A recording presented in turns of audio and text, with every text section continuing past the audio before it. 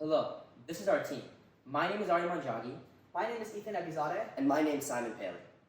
We are harnessing wave energy to power our future through WaveGuard.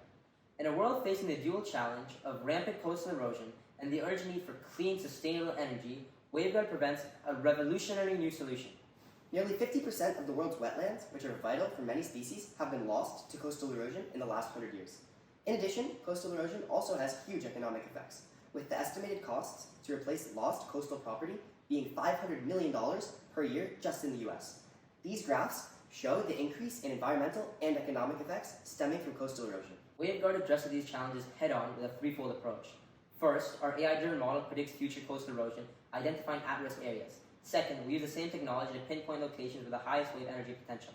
Finally, we strategically deploy our proprietary hybrid wave energy converters to not only prevent erosion by absorbing energy that would otherwise hit the shoreline, but also to generate sustainable electricity. Our total addressable market is approximately $15 billion, with a current accessible $3 billion in serviceable available market. A 4.79% growth rate shows increasing demand. Unique in deploying AI-driven WECs, we lead in addressing coastal erosion, with our figures representing combined market potential for erosion control and wave energy. For strategic placement of our hybrid wave energy converters, we use Coast Twin.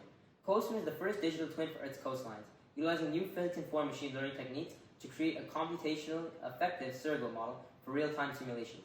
Coast Twin achieves the same accuracy as the current industry standard NEMO, but is 45 times faster. This faster computation reduces energy costs and drastically speeds up our timeline. Using Coast Twin, our team will be able to analyze coastlines at an unprecedented scale and simulate placing our WECs at various positions to predict how they will affect the coastal erosion rate, as well as the amount of electricity that will be produced. Wave point absorbers and wave energy attenuators stand out among traditional wave energy converters. Point absorbers float on the water, moving with the waves to generate electricity using hydraulic pumps or mechanical systems. They're suitable for areas with varied wave heights and are often deployed individually or in small clusters. In contrast, wave energy attenuators align perpendicular to oncoming waves, spanning the wave's front to harness energy along their length through their bending and flexing motion. These are typically larger than point absorbers and are optimized for consistent wave directions and energy levels. Our custom WECs combine the functionality of both attenuators and point absorbers.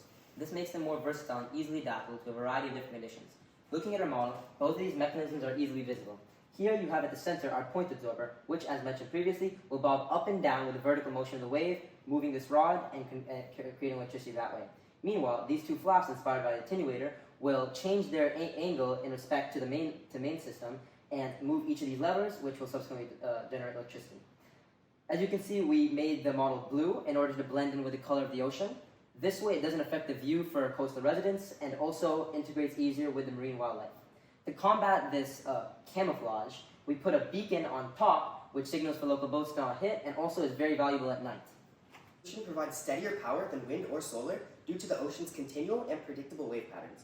Additionally, since our custom WECs harness waves kilometers from the shoreline, they conserve space on land and are less intrusive to local residents. Our converters also excel when compared to other wave energy converters, since they're able to efficiently capture both vertical and horizontal wave motion. On the left is an aerial image capturing our vision for WaveGuard.